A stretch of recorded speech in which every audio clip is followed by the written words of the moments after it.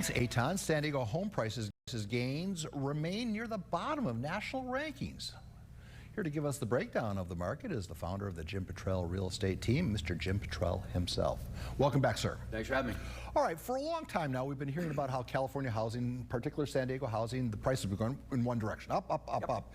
You're throttling back on that, or the numbers are throttling back on that. Numbers are throttling back. I've been throttling back on that for 90 days now. So if you look at, you have buyer's markets and you have seller's market. Seller market, when property values are going up, there are more buyers than there are sellers.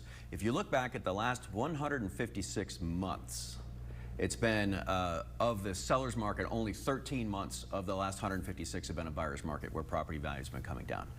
This is one of them, and actually 3 of them. We've actually been going down for 90 days. So when we look at these statistics that are in the newspaper, on the news, remember, they're using moving cost averages or moving averages. And I've likened that to that giant container ship, that super container ship coming from China bringing all their cheap stuff over here. If they're in the wheelhouse and they turn that all the way to the right or all the way to the left, it's 2 miles before that ship even starts to turn 1 degree. So when they're talking about housing prices are flat, no, they're not. They've been going down for 3 months. So from a seller's perspective, you can't look at what your seller's house sold for 3 months ago and think your house is worth that much. It's just not working that way. What people have been doing over the past 15 years is been saying, look what my neighbor's house sold for, add 20 grand, let's go, baby. But that's not today. So you have to kind of dump that mindset. Yeah, it's a different. You have to become more realistic.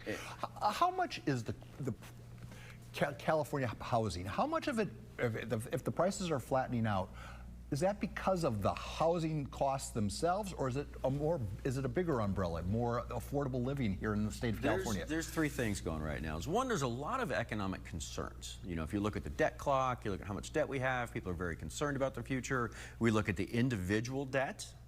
Credit card debt is at a record high. So there's a lot of people that have economic concerns. And then we have the highest median price in the nation of $1 million for property now. And then when you have a 7% interest rate on top of that, buyers are just not that enthused, and I think that's going to be your next topic. Well, let's go there, because I've always been told that the battle between the president and the Fed chair, that doesn't really affect the housing market. But I've been listening to you. You think differently. Explain why some people say it doesn't affect it, and explain why you think it does. Well, I have no idea why somebody would say it doesn't affect it. It 100% affects it. If we all know there's a big battle right now between Trump and Jerome Powell, chairman of the Fed. All right, so the Fed Reserve, their interest rates, 4.5, 4.25. They just actually voted again to not reduce, even though Trump's been, as he said, he's been nice to Powell, he's been nasty to Powell, he's even done a criminal referral to Powell.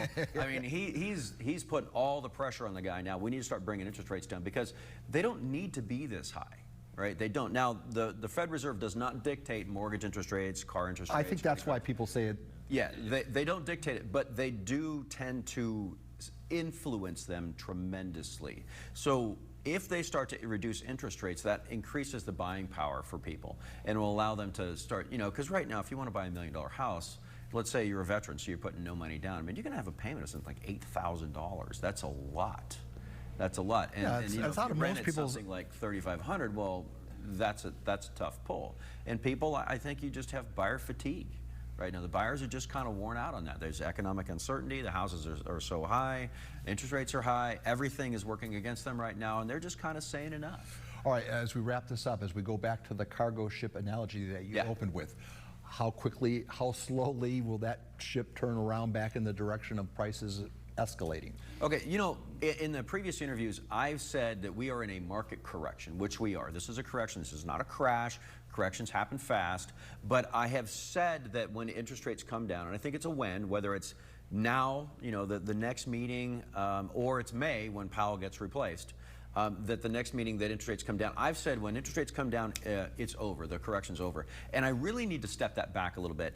I need to say when interest rates come down significantly, when they come down 1.5% to the rate. Now that's not easy to do. When we go from 7 to 5.5, yeah, it's over. But this is going to take a little bit of time. Because even if in, say, September, which they're already backing off of, even if they do start lowering if the Fed chair were to start to play ball, he's going to do it incrementally. He's going to do it in baby steps, right? We're going to do a quarter point, and we see interest rates go from 7 to 6 3/4, 6 5/8. That's not going to change the market.